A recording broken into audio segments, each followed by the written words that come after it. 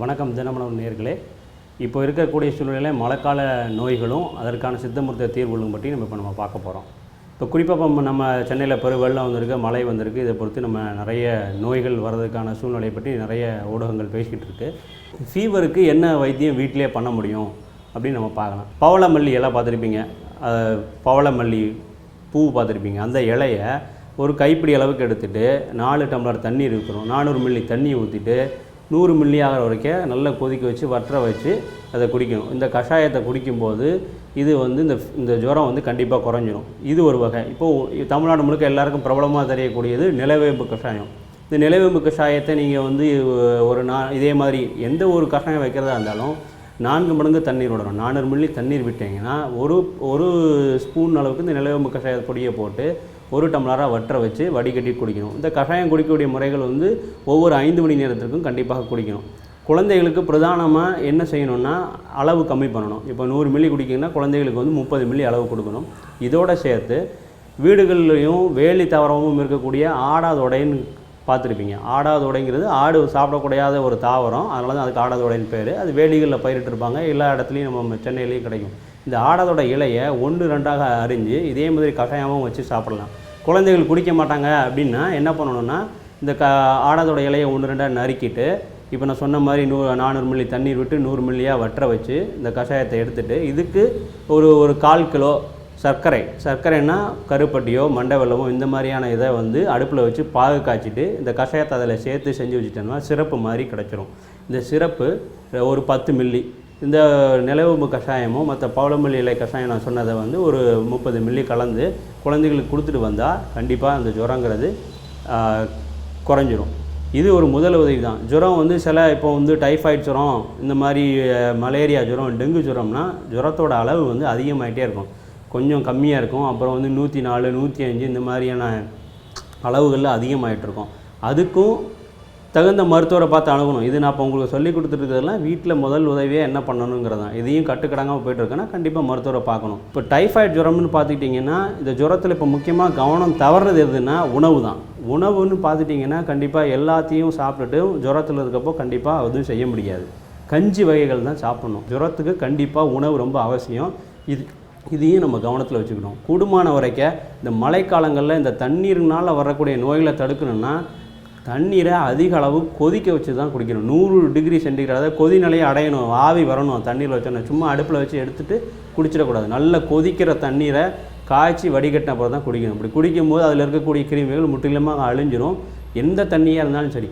RO water எங்கள் வீட்டில் இருக்குது, அது எல்லா மைக்ரோப்ஸையும் முடிஞ்சிடும் அப்படி நம்பக்கூடாது. கேன் வாட்டர் தான் நாங்கள் வாங்குகிறோம் அதனாலே அப்படி இல்லை. எந்த வகை தண்ணியாக இருந்தாலும் இப்போ இருக்கிற சூழ்நிலை கொதிக்க வச்சு ஆறின பின்னாடி தான் குடிக்கணும்.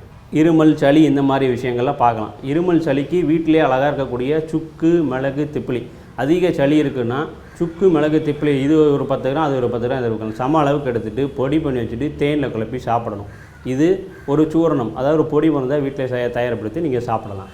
அப்படி இல்லைன்னா வீட்டில் கற்பூரவள்ளி இலை கிடைக்கும், இல்லை துளசி இலை கிடைக்கும். கற்பூரவள்ளி இலைச்சாறு எடுத்துகிட்டு ஒரு 5 மில்லி ஒரு 10 மில்லி வரைக்கும் குழந்தைகளோட வயதுக்கு தக்கன மாதிரி தேன் கலந்து கொடுக்கலாம். இது சளியை உடனே குறைக்கும். அப்படி இல்லைன்னா தூதுவளை இல்லை கண்டங்கத்திரி, இது எல்லாருக்கும் உங்களுக்கு தெரிஞ்ச மூலிகைகள் தான்.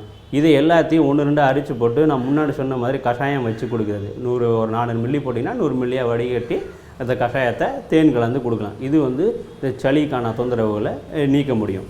அடுத்து பார்த்திங்கன்னா முக்கியமாக மழை காலத்தில் ஈரமான உடைகளை அடைகிறது. நனைஞ்சிட்டு வந்துடுவோம், ஈரமாக இருக்கும் உடம்பு, அப்புறம் கால் செருப்புகள், இந்த மாதிரி உணவு முழுக்கும் ஈரமாக இருக்கிற பட்சத்தில் வரக்கூடியது ஒன்று சேற்றுப்பண் அதிகமாக வரும். இன்னொன்று அரை இடுக்குகள்லையோ கால்லையோ கையிலையோ படைகள் வரும். இப்போ இந்த இதை எப்படி குணப்படுத்துறது அப்படின்னா சேற்றுப்புண்ணுக்கு ரொம்ப எளிமையாக புளிய மரம் இருக்குது பாருங்கள், புளிய இலையை நல்லா தண்ணியில் கொதிக்க வச்சு அவிச்சு அந்த தண்ணியை காலில் வடித்தாலும் சரியாகும். அப்படி இல்லைன்னா மஞ்சளை குழைச்சி இந்த சேத்துப்புண்ணுக்கு போடலாம். இல்லாட்டினா கடைகளில் நிறைய மருந்துகள் இருக்குது, அதையும் நம்ம பயன்படுத்தலாம். குறிப்பாக பயன்படுத்தினா அமிர்தவனின் இருக்குது, இல்லை வங்கவர்ண களிமண் இருக்குது, இதெல்லாம் வாங்கி அதை பயன்படுத்தலாம். இதெல்லாம் சித்த மருந்துகள் தான், ரொம்ப எளியாக எல்லா இடத்துலையும் கிடைக்கும். இந்த மருந்துகளையும் நீங்கள் பயன்படுத்தலாம். படைகள்ங்கிறப்போ அரிப்பு இருக்கும். இந்த மாதிரி விஷயத்துக்கு என்ன சில பேருக்கு இப்போ இரவு நேரத்துலேயே மழை நேரத்தில் நிறைய பூச்சிக்கடிகள்னால அங்கங்கே உடம்புக்கு தடிப்பாக வந்துடும். அப்போ அதை என்ன பண்ணுறது, இப்போ அருகம்புல் நம்மளுக்கு எல்லா இடத்துலையும் கிடைக்கும். அருகம்புல் ஒரு கைப்பிடி, ஒரு 10 மிளகு 1 2 இடிச்சிட்டு கஷாயம் வச்சு குடிச்சிட்டிங்கன்னா எந்த விதமான நச்சுக்கடி, எந்த பூச்சி கடித்தாலும், மழைக்கால பூச்சி எந்த கொசு வருது எந்த இதுன்னு தெரியலனா கூட அந்த தடிப்புகள் குறைஞ்சிரும். மழைக்காலத்தில் வயிற்றுப்போக்குங்கிறது கண்டிப்பாக தவிர்க்கக்கூடிய ஒன்று. அதுக்கு முக்கியமாக சுத்தம் வேணும். கைகளை வந்து நல்லா கழுவுறது, கைகளை நல்லா வாஷ் பண்ணுறது முக்கியமான விஷயம். உணவுப் பொருட்கள் வெளியில் எதுவும் வாங்கி சாப்பிட்றது, வீட்டுக்குள்ளே செஞ்ச உணவுகள் தான் பார்க்கணும். வாந்தியும் பேதியும் ஒருத்தருக்கு ஏற்பட்டால் வந்து பரவாயில்ல, ஒரு ஏரியாவிலே நிறைய பேருக்கு ஏற்படுத்துனா அது முக்கியமாக காலராவாக இருக்க வாய்ப்பு இருக்குது. ஒரு குரூப்புக்கு தான் சீக்கிரமாக வரும். அதுவும் இல்லாமல் தண்ணியாக போகும். அரிசி கழுவின தண்ணி மாதிரி நிற்காமல் டேப்பு திறந்தால் எப்படி தண்ணி போகும், அப்படி பேதி போனால் அது காலரா. அதுவும் இல்லாமல் உடம்பு ரொம்ப ஜில்லுன்னு ஆகிடும். கை காலெலாம் ரொம்ப குளிர்ந்து போயிடும். பல்ஸ் எல்லாம் நீங்களே தொட்டு பார்த்தாலே உங்களால் ஃபீல் பண்ண முடியாது. பல்ஸ் இல்லாமல் போயிடும். ரொம்ப டயர்ட்னஸ் இருக்கும். நாக்கு வறண்டு போயிடும். இப்படிலாம் இருந்தால் கண்டிப்பாக காலராக்கான அறிகுறி. காலராக்காக்கு வீட்டுக்கு வைத்தியம் பண்ணுறது ரொம்ப கடின சாத்தியம். அதாவது கடின சாத்தியம்னா உடனே பண்ணுறதுங்க ஒன்றும் கிடையாது. கண்டிப்பாக மருத்துவமனைக்கு தான் போகணும்.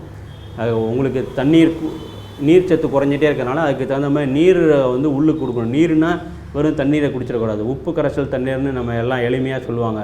வந்து 4 சிட்டிகை சர்க்கரை போட்டிங்கன்னா 1 சிட்டிகை உப்பு போட்டு வீட்டிலே பண்ணிக்கலாம். அது வெளியில் கடைகளில் எலக்ட்ராலுங்கிற பேரில் வந்து உலக சுகாதார நிறுவனத்தினோட அறிவுரைத்தப்பட்ட ஃபார்முலாலாம் கிடைக்கிது. அதை வாங்கி தண்ணீரில் கலந்து குடிக்கணும். இந்த நிறைய தண்ணீர் சத்து போகிறதுனால காலரானால உயிரிழப்பு கூட வாய்ப்பு இருக்கும். அதனால் இந்த நீர் சத்தை வந்து நம்ம ஃபில் பண்ணிகிட்டே இருக்கணும். அதுக்கு எலக்ட்ரால் தான் சிறந்த வழி. இப்போ வீட்டில் வந்து இப்போ சாதாரண வயிற்றுப்போக்கு இருக்குன்னா என்ன பண்ணணும்னா, மாங்கொட்டை பார்த்துருப்பீங்க. மாங்கொட்டையோட சின்ன உள்ளே ஒரு பருப்பு இருக்கும். அந்த பருப்பை நல்லா அரைச்சி பொடி பண்ணி வச்சுட்டாலும்